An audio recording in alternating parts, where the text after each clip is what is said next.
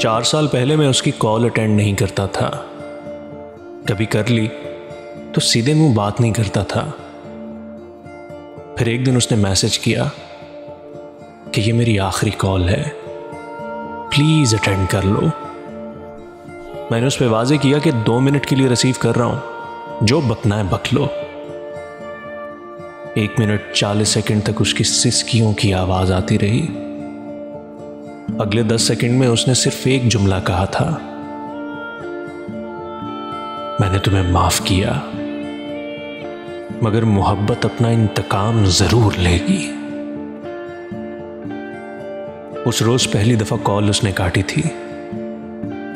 मैंने उसे 2 मिनट पूरे देने थे, मगर उसने अपने 10 सेकंड मेरी तरफ छोड़ दिए थे।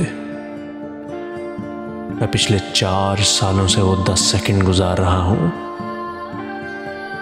कॉल अभी तक कटी नहीं है, कॉल अभी तक नहीं कटी है।